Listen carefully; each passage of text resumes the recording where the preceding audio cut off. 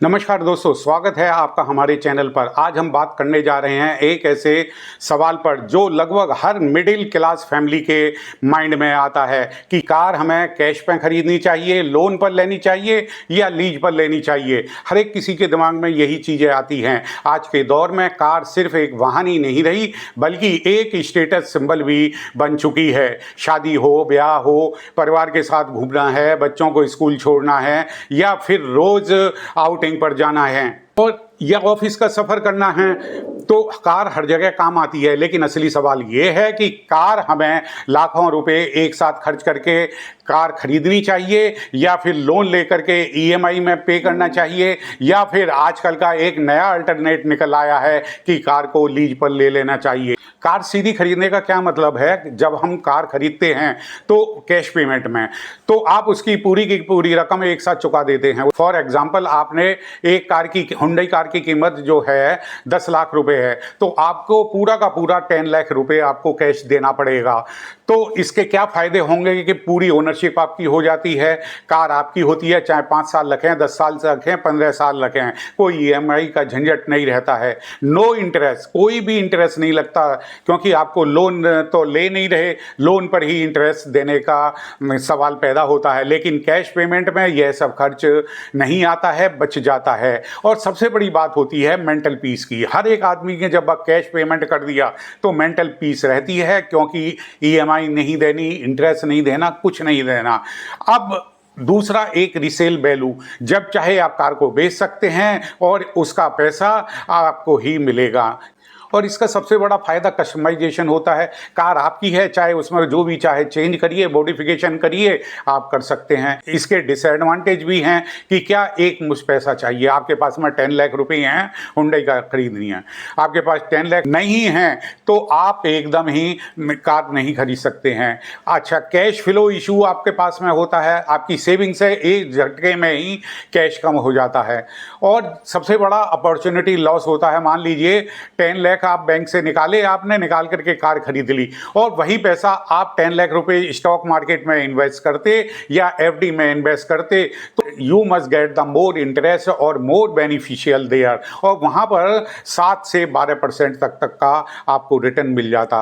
तो आप ये लॉस कर रहे होते हैं। यदि कार की कीमत आप पूरा नहीं देना चाहते हैं और उसे लोन पर लेना चाहते हैं तो आप बैंक या फाइनेंस कंपनी से आप लोन ले सकते हैं। इसे आप डाउन पेमेंट जैसे 1 या 2 लाख रुपए आप पेमेंट करेंगे और उसको देकर के रेस्ट अमाउंट आप ईएमआई में चुका सकते हैं।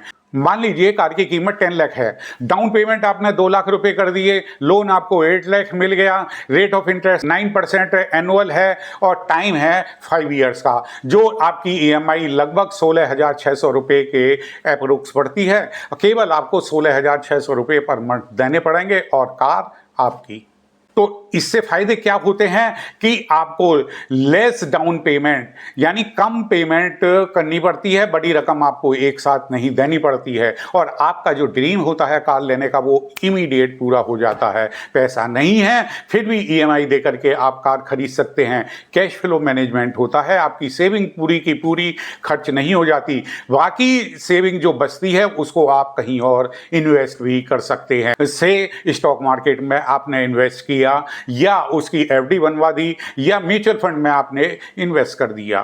आपके पास में एक सबसे बड़ी अपॉर्चुनिटी ये भी रहती है कि आप ईएमआई सिस्टम है, ईएमआई सिस्टम होने से आप बेहतर और महंगी कार भी खरीद सकते हैं। लेकिन इसके बहुत सारे नुकसान भी होते हैं लोन लेने के। सबसे पहला लॉस होता है इंटरेस्ट का लॉस। 5 साल में आपको 10 लाख की कार पर लगभग 2-2.5 लाख रुपए इंटरेस्ट के देने पड़ते हैं, जो कि 10 लाख की कार होती वो आपको 12 या 12.5 लाख का आपको पे करने पड़ते हैं। ईएमआई का प्रेशर रहता है, महीने एक तय अमाउंट आपको देनी पड़ती है, फिक्स अमाउंट देनी पड़ती है। इफ यू विल नॉट पे दैट अमाउंट तो your credit score will be affected. Long term की आपकी लायबिलिटी रहती है, अगर आपकी बीच में नौकरी चली गई या बिजनेस घाटे में चला गया तो ईएमआई चुकाना भी मुश्किल हो जाता है।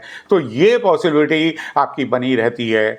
और सबसे बड़ा लॉस होता है कि डेप्रिसिएशन, कार डेप्रिशिएट होती है और साथ में आपको इंटरेस्ट भी देना पड़ता है। तो डेप्रिसिएशन प्लस इंटरेस्ट दोनों तरह की आपको डबल मार पड़ती है। कार की वैल्यू हर साल घटती जाती है, ऊपर से इंटरेस्ट भी देना पड़ा, तो ये डबल आपको एक्सपेंसेस आपके ऊपर में पड़ जाता है।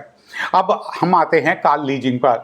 मॉडर्न कॉन्सेप्ट है ये। लीजिंग का मतलब होता है कि आप कार को रेंट पर ले लेते हैं एक लॉन्ग ड्यूरेशन के लिए, आमतौर पर 2 से 5 साल के लिए। आप हर महीने एक तय रकम लीज रेंट जो हम कहते हैं वो यूपी, और उस समय कार आपके पास में ही रहती है। फॉर एग्जाम्पल, कार की कीमत है 12 लाख रुपए, लीज एग्रीमेंट आपका 3 ईयर्स का हुआ, मासिक लीज रेंट हुआ आपका 22,000 रुपए का, तो 3 साल में you have paid the 7.92 lakh रुपए, लेकिन कार फिर भी आपकी नहीं होती है। तो इसके क्या फायदे होते हैं यदि if we take the car on lease? तो आपकी कम पेमेंट में कार को ड्राइव कर सकते हैं, बिना डाउन पेमेंट के आपको नई कार मिल जाती है, मेंटेनेंस की भी टेंशन फ्री हो जाती है। ज़्यादातर लीज कंपनियां इंश्योरेंस और सर्विस कवर करती हैं और इनका अपग्रेडेशन भी आसान रहता है। से आपकी लीज खत्म हो गई और आप नई गाड़ी ले सकते हैं, और वो भी अच्छी गाड़ी, महंगी गाड़ी। बिजनेस पर्सन्स के लिए ये बहुत ही फायदेमंद होता है। लीज पेमेंट को वो एक्सपेंसेस में दिखा देते हैं, जिससे कि उन्हें टैक्स सेविंग मिल जाती है। इसके नुकसान भी होते हैं कि सबसे बड़ा नुकसान ये होता है कि आपकी ओनरशिप नहीं मिल पाती। लीज खत्म हो गई, इसके बाद कार आपकी नहीं रहेगी। अच्छा, लंबे समय में ये महंगी भी पड़ जाती है। 5 साल तक लीज देने पर आप कार की कीमत से भी अधिक पे कर देते हैं। रनिंग लिमिट, कई कंपनियां किलोमीटर लिमिट रखती हैं, ज़्यादा चलाने पर आपको जो है पेनल्टी लग जाती है। इसमें कस्टमाइजेशन भी मना रहती है, क्योंकि आपने लीज पर लिया, कार आपकी नहीं है, और उसमें आप बड़े चेंजेज नहीं कर सकते हैं क्योंकि गाड़ी आपकी नहीं है। यदि हम तीनों को कंपैरिजन करें तो तीनों में क्या होता है, कैश पर यदि हम खरीदते हैं तो आपको ब्याज नहीं देना पड़ता, पूरी ओनरशिप मिलती है, एक मुश्त पैसा इसमें चाहिए होता। और यह किसके लिए बेहतर होती है? जिनके पास सेविंग होती है उनके लिए बेहतर है। यदि हम लोन पर गाड़ी लेते हैं, ईएमआई से मैनेज हो जाता है, ब्याज का बर्डन पड़ता है, और सैलरीड पर्सन्स जो होते हैं जिनकी इनकम स्टेबल होती है उनके लिए बेनिफिशियल होती है। लीज पर यदि हम गाड़ी लेते हैं तो नई कार बिना डाउन पेमेंट के ही आपको मिल जाती है, ओनरशिप नहीं मिलती, इसका सबसे बड़ा नुकसान होता है। लेकिन ये बिजनेस पर्सन या कंपनी के लोग जो हर 2-3 साल में गाड़ी बदलते हैं उनके लिए बेनिफिशियल होती है।